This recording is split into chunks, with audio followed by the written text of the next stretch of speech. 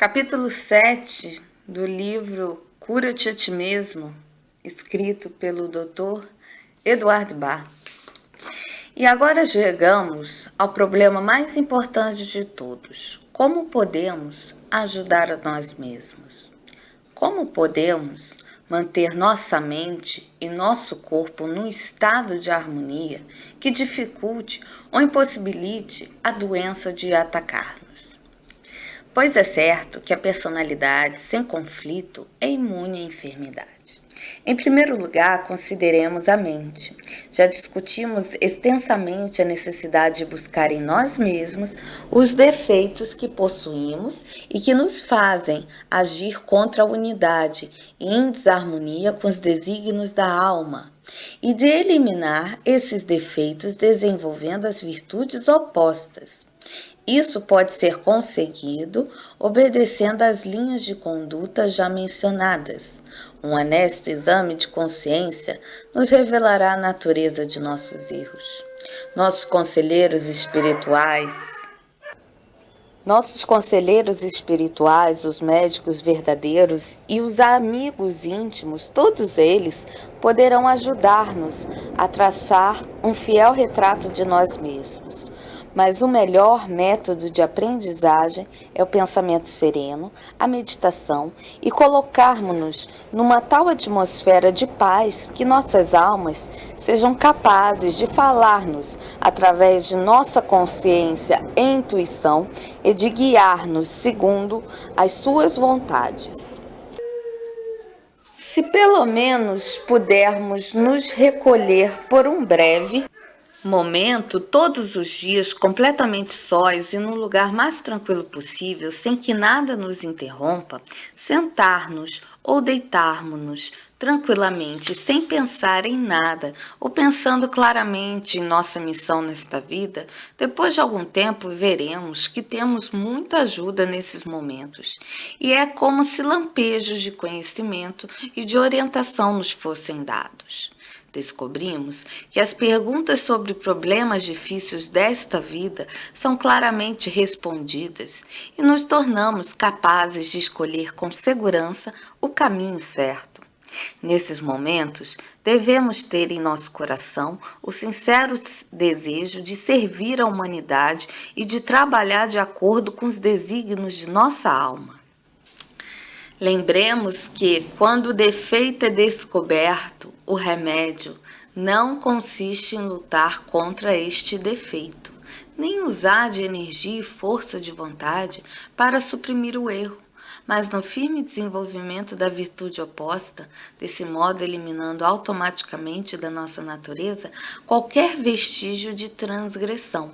Esse é o método verdadeiro e natural de avançar e de superar o erro, incomensuravelmente mais de avançar e de superar o erro, incomensuravelmente mais fácil e eficiente do que combater um defeito em particular.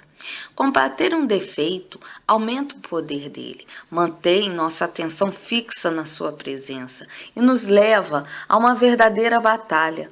O maior êxito que podemos esperar num caso desses é vencê-lo suprimindo-o, o que deseja muito a desejar, já que o inimigo permanece conosco e pode, no momento de fraqueza nossa, ressurgir com forças renovadas. Esquecer a falha e se esforçar conscientemente para desenvolver a virtude que a torne impossível. Esta é a verdadeira vitória. Por exemplo, se existe crueldade em nossa natureza, podemos repetir continuamente: não serei cruel, e assim evitar errar nessa direção. Mas o êxito nesse caso depende da força da mente. E se ela fraquejar, poderemos por um momento esquecer nossa boa intenção. Mas se por outro lado desenvolvermos uma verdadeira compaixão para com nossos semelhantes, essa qualidade fará com que a crueldade seja impossível de uma vez por todas, pois evitaremos tal ação com horror graças ao nosso sentimento de comunhão para com o próximo. Nesse caso, não há nenhuma supressão, nenhum inimigo oculto que possa investir quando tivermos baixado a guarda, porque nossa compaixão terá eliminado completamente de nossa natureza a possibilidade de qualquer ato que possa magoar os demais. Como vimos anteriormente, a natureza de nossos males físicos nos ajudará materialmente, indicando-nos a desarmonia mental que é a causa básica de sua origem. E outro grande fator de êxito é que devemos ter gosto pela vida e olhar a existência não meramente como um dever a ser cumprido com tanta paciência quanto possível, mas desenvolver uma verdadeira alegria na aventura dessa jornada nesse mundo. Talvez uma das maiores tragédias no materialismo seja o desenvolvimento do tédio e da perda da autêntica felicidade interior. Ele ensina as pessoas a buscar o contentamento e a compensação para as atribulações nos divertimentos e prazeres terrenos, que não podem nos proporcionar mais que um esquecimento temporário de nossas dificuldades. Uma vez que começamos a buscar a compensação de nossas provações nas mãos de um humorista profissional, começamos um círculo vicioso. A diversão, os entretenimentos e as frivolidades são bons para todos nós, mas não quando dependemos deles continuamente para minorar nossos problemas. As diversões mundanas de todo tipo tendem a aumentar sua intensidade para conservar sua eficácia, e o que ontem nos emocionava torna-se enfadonho amanhã. Assim, seguimos buscando outras e mais fortes sensações, até que ficamos enfadados e não obtemos mais o alívio nesse sentido.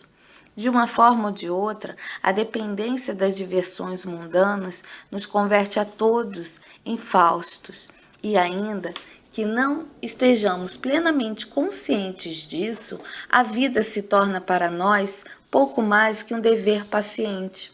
E todo o seu autêntico gosto e alegria, que deviam ser a herança de cada criança e manter-se até nossas últimas horas, se afastam de nós.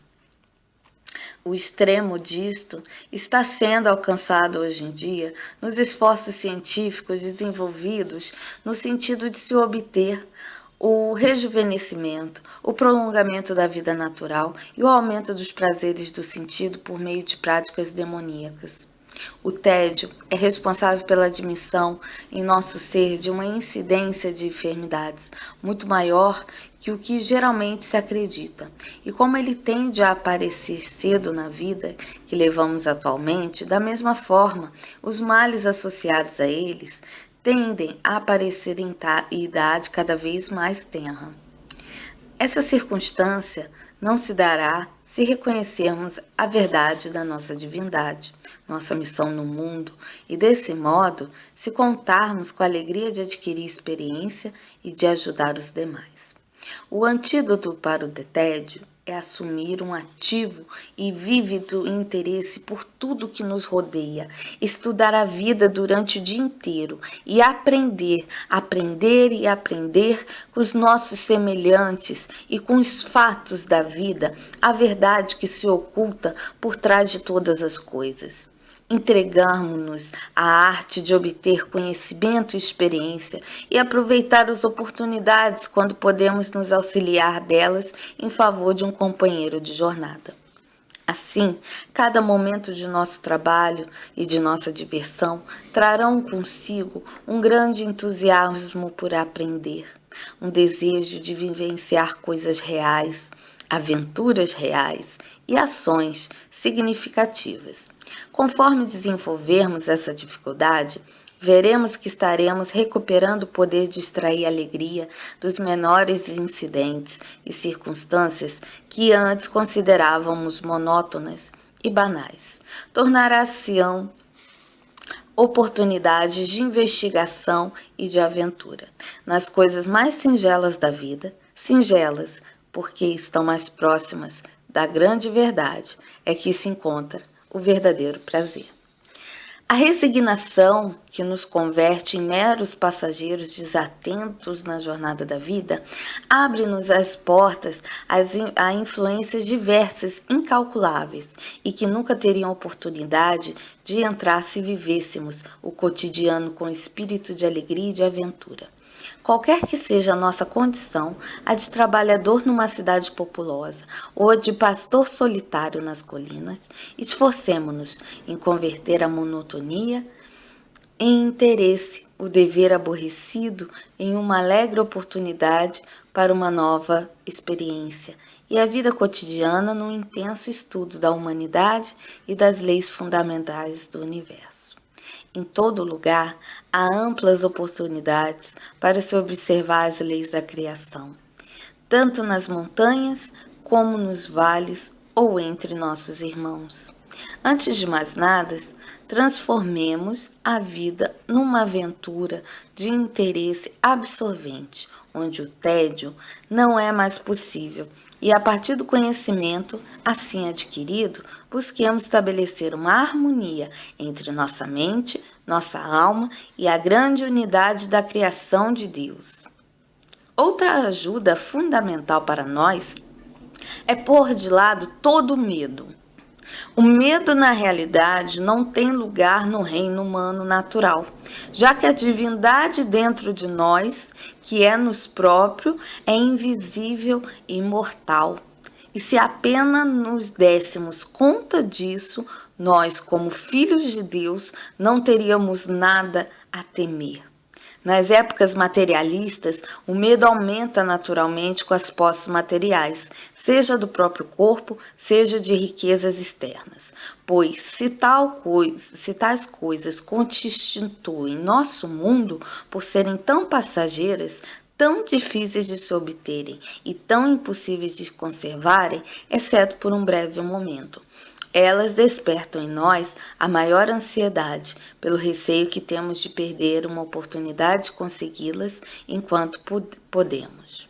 Assim, necessariamente, temos de viver num constante estado de medo, consciente ou subconsciente, já que em nosso íntimo sabemos que tais posses podem a qualquer momento ser arrebatadas de nós, e que por mais que possamos conservá-las, o será por um breve momento da vida.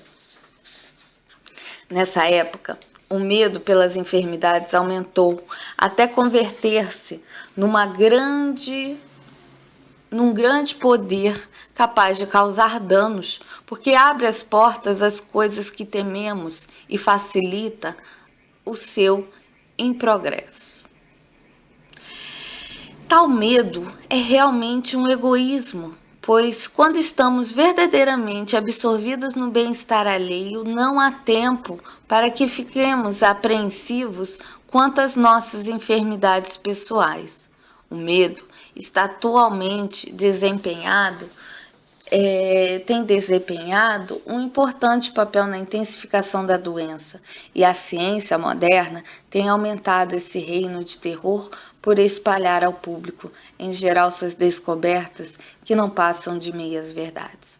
O conhecimento das bactérias e dos vários vermes associados com as enfermidades tem causado danos nas mentes de milhares de pessoas, e pelo pânico que vem provocando, tem-nas tornado mais suscetíveis de ser atacadas. Enquanto formas inferiores de vida, como as bactérias, podem desempenhar um papel ou estar associadas com a doença física, não constituem em absoluto todo o problema, como pode ser demonstrado cientificamente ou com exemplos da vida cotidiana. Há um fator que a ciência é capaz de explicar no terreno físico, e é o de algumas pessoas serem afetadas pela enfermidade, enquanto outras escapam a ela, ainda que todos possam estar expostos à mesma possibilidade de infecção. O materialismo esquece que há um fator acima do plano físico, que no curso comum da vida protege ou torna susceptível cada indivíduo no que concerne à enfermidade, qualquer que seja a sua natureza. O medo, com seu efeito depressivo sobre nossa mentalidade, que causa desarmonia em nossos corpos físicos e magnéticos, abre caminho para a invasão. Se as bactérias e os meios físicos fossem os únicos e verdadeiros causadores da doença, o medo estaria justificado. Mas quando nos damos conta de que nas piores epidemias, apenas uma proporção daqueles que estão expostos à infecção são atacados, e como já vimos, de que a causa real da doença jaz em nossa personalidade e está sob nosso controle, temos condições de caminhar sem medo, sabendo que o remédio se encontra em nós mesmos. Podemos eliminar da nossa mente todo o medo dos agentes físicos, como únicos causadores da doença, já que essa ansiedade somente nos deixa vulneráveis e que, se estivermos buscando trazer harmonia para a nossa personalidade, não temos de nos preocupar com uma enfermidade, mais do que tememos ser fulminados por um raio ou ser atingidos por um fragmento de um meteoro. Agora consideremos o corpo físico. Nunca devemos esquecer que ele nada mais é que a morada terrena da alma, morada em que habitamos apenas por uma breve temporada, para podermos entrar em contato com o mundo no intuito de adquirir experiência e conhecimento. Sem que nos identifiquemos demasiado com nossos corpos, tratemos-los com respeito e cuidado, de modo que se mantenham saudáveis e resistam mais tempo, a fim de que cumpramos nosso trabalho. Em nenhum momento devemos nos preocupar excessivamente com eles, mas devemos aprender a ter a menor consciência possível de sua existência, utilizando-os como veículos de nossas almas e de nossa mente como servos de nossa vontade. A limpeza interna e externa é de grande importância. Para a primeira delas, nós ocidentais utilizamos água excessivamente quente. Isso abre os poros e permite a entrada da sujeira. Além disso, o uso excessivo de sabão torna a superfície da pele pegajosa. A água fria ou a morna corrente, como num banho de chuveiro ou trocada várias vezes, está mais próxima do método natural e mantém o corpo mais saudável. Só a quantidade necessária de sabão para remover a sujeira evidente deve ser usada, e o corpo logo enxaguado com nova água. A limpeza interna depende da dieta e deveríamos escolher todas as coisas limpas, saudáveis e tão frescas quanto possível, principalmente frutas naturais, vegetais e nozes. Certamente, carne animal deveria ser evitada, primeiramente por dar origem a várias toxinas no corpo, e em segundo por estimular um apetite excessivo e anormal, e em terceiro porque implica crueldade para com o mundo animal. Deve-se tomar bastante líquido para se purificar o corpo, como água, vinhos naturais e produtos derivados diretamente do armazém da natureza, evitando as bebidas destiladas mais artificiais. O sono não deve ser excessivo, já que temos mais controle sobre nós mesmos quando estamos acordados do que quando adormecidos. O velho ditado, hora de virar, hora de levantar, é um excelente conselho de quando sair da cama. As roupas devem ser tão leves quanto permite o calor, devem deixar o ar chegar até o corpo e sempre que possível a pele deve ficar exposta à luz do sol e ao ar fresco. Os banhos de água de sol são grandes fontes de saúde e vitalidade. Em todas as coisas, a alegria deve ser estimulada e não devemos permitir que sejamos oprimidos pela dúvida e pela depressão. Mas lembrar que tudo isso não faz parte de nós, pois nossas almas conhecem apenas a alegria e a felicidade.